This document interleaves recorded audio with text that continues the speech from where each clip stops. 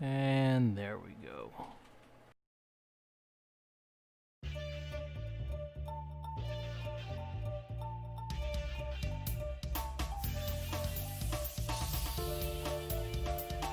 Hey guys, welcome back to the channel.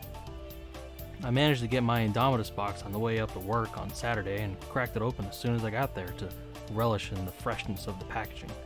I tell you, something about fresh package smell is amazing. It reminds me of new leather, which I coincidentally love as well.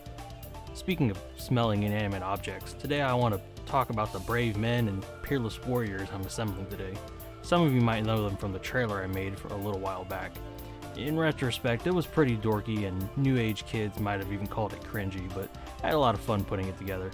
Now the Indomitus box comes with Space Marines and Necrons for 40k. I decided to start with the Space Marines first, and I wanted to talk about the chapter that I'm making out of them. It's not an official chapter or anything. I don't tend to do official groups or chapters or factions, I guess. I've decided to do a Space Marine chapter I'm calling the Tuatha De Danann, after the group of the same name from Celtic mythology. While they are mainly Celtic based, I didn't want to be so limited in the future just in case I ran out of names or whatnot, so they also draw from old Gaelic inspirations as well. In my research, I found that while the two are very closely related, Celtic and Gaelic are very much their own identities. Celtics have much stronger ties in Ireland, while Gaelic is much more rooted in Scotland. My chapter also stays open to draw from a tiny bit of Icelandic, because there exists a lot of research that shows early Icelandic settlers being of Celtic descent before the Norse arrived and did what the Norse tend to do back then.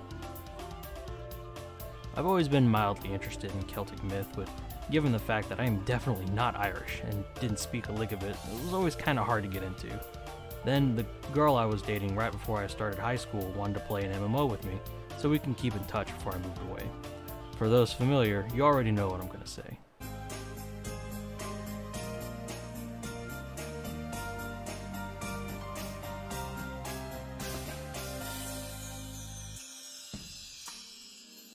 Yeah, it's Nexon's Mabinogi. While it was definitely anime inspired and probably not the best source of accurate Celtic mythology, it opened the door into wanting to know more about the mythology this game was based on. Like, who's Morrigan? What's a Tir Nanog? How the hell do I pronounce this word? Or this one? Or any of this shit?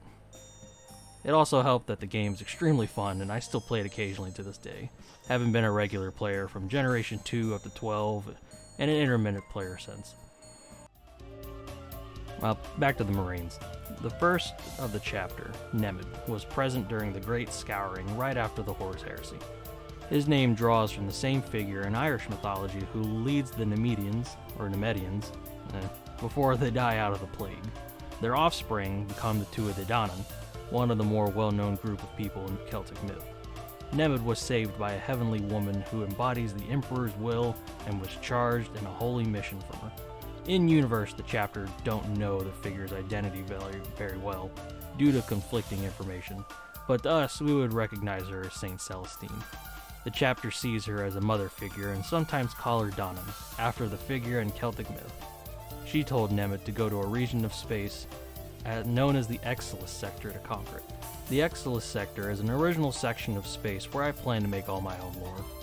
The only way to enter Exilus is to enter through a massive warp storm called the Hand of Exilus, and all those who have entered have never escaped. People can come in, but nobody leaves.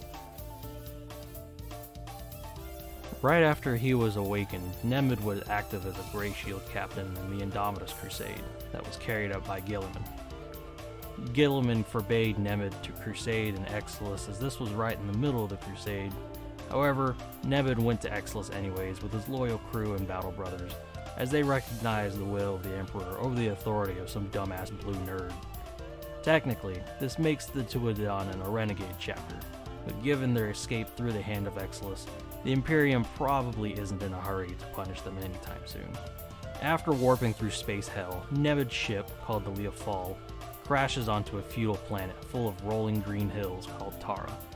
Unsurprisingly, it's very similar to Ireland. The ship caused smoke and dust to be flung into the air, blotting out the sky for 3 days. During their repairs, the people of Tara took to the Marines very well, adopting them into their society. The crew of the Lee of Fall help them industrialize, while the people of Tara offer them resources and manpower to help rebuild. Nemid even sourced the people of Tara for Space Marine augmentations to bolster their numbers. Eventually, the Lee of Fall was restored and they began to crusade. However, Nemid was killed by a poisonous, plague-ridden attack and laid to rest in Tara. What killed him is not currently known to me, but maybe if I make some kind of enemy faction closely tied to their backstory, they'll probably be the ones responsible for taking him down. Now the title of Chapter Master goes to Tuatha Argitlam, named after the same figure in Celtic myth. Tuatha was a king of the Tuatha De Danann that lost his hand in combat. However, another of his people fashioned a prosthetic arm out of silver. This allowed him to reclaim his title of king, as he lost his right to rule due to his injury. I've been playing with some ideas for his model, but I won't reveal it just yet. It's pretty sick, but that's just an opinion. I'm probably going to work on a few models and reveal them all at once, just for the sake of not making a video for each tiny little model. Now the boys themselves. The Tuatha De Danann are counts as Black Templar, focusing on infantry and heavy infantry, mainly because the Black Templars are fucking rad as shit. But compared to the Templars, their forces are organized slightly different. I'm not sure if I'll do transports. I'll try to make more room for the big Daka in the back. The Tuatha De Danann's chapter symbol is a Celtic knot, a traditional symbol that translates to eternity or infinity. To the Tuatha De Danann, and I guess the Irish people from real life, this equates to many things, like perseverance, health, good luck, but to the chapter in particular, it's perseverance and brotherhood, duty and honor, and of course loyalty to Big E.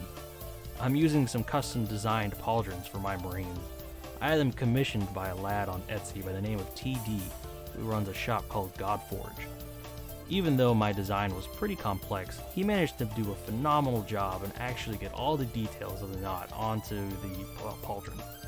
Normally he designs these and sends you a batch of solder pads that he prints himself on a resin printer, so having him send me the files to do myself was a little outside of the normal transaction. Nevertheless, I can't recommend this guy enough.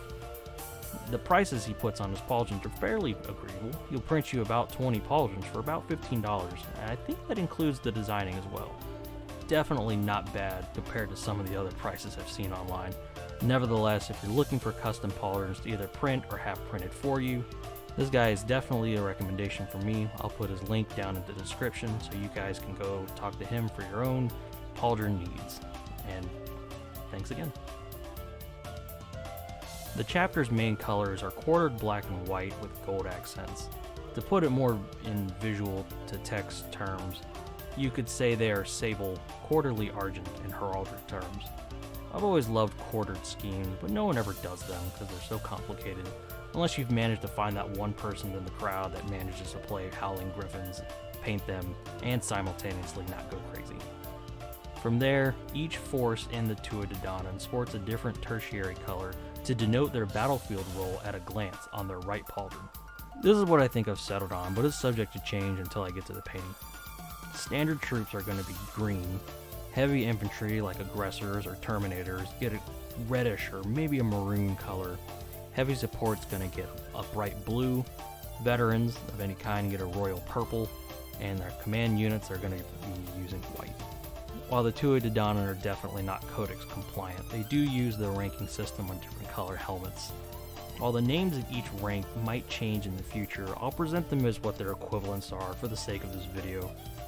Sergeants get a full colored helm tied to their battlefield role. For instance, an Assault Intercessor is a standard troop, so he'd be green. An Assault Intercessor Sergeant would have a full green helm. Veterans get a full white helmet with a gold stripe down the middle. Lieutenants get a full gold helm, and the Chapter Master, Tuatha, is going to get a gold helm with a white stripe. The Tuatha De Danann, having their Chapter Master trained by the Black Templar, keep the same tactical flexibility as the Templar do, with each battle brother being trained in leadership roles. In the state that a superior falls in battle, the remaining troops can quickly reorganize with new leadership or split into smaller groups to cover multiple objects much faster than other chapters. Right now I'm just taking it slow, starting on the assault intercessors and working from there. I don't have any major modifications in mind for these boys, although out of the 10 in the box, I've made 5 as described as in the instructions, and I plan to mix and match the other 5 as to avoid having twin brother syndrome in the mob. I had more planned for my character models in particular, and I'll probably go more in depth on them when they come up. As for the chaplain in particular, I know I said I had planned on selling him, but things might have changed. I really wanted to use a chaplain dreadnought, using one of my friend's old dreadnoughts as conversion fodder, sort of like a promotion. However, 9th edition seems to have relegated him to Warhammer Legends, meaning that model is no longer officially supported for official play. While I may just ignore it and do it anyway, since I don't plan on having it in any official tourneys or anything, I may keep the chaplain around just in case I decide to convert him into a non-Primaris chaplain. The Black Templar in particular have a character named Chaplain Grimaldus, and I may make a counts as model for him. Normally I try to avoid named characters, like with my Nuita model, I used him as a regular Gravis captain instead of the Black Templar character High Marshal Helbrick. But comparing the stats between Grimaldus and a regular Captain? What the fuck's a Captain? But yeah, there's no competition. Grimaldus is a fucking beast compared to a normal chaplain. I don't know shit about this character, but he packs a fucking punch.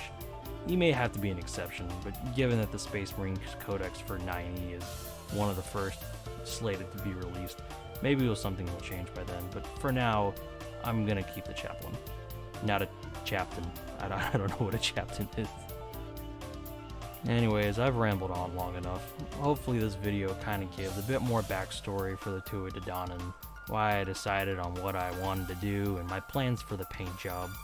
While I plan to continue working on them throughout the week after work, I will wrap up writing the script and voiceover to play a bit of Vermintide with my friends.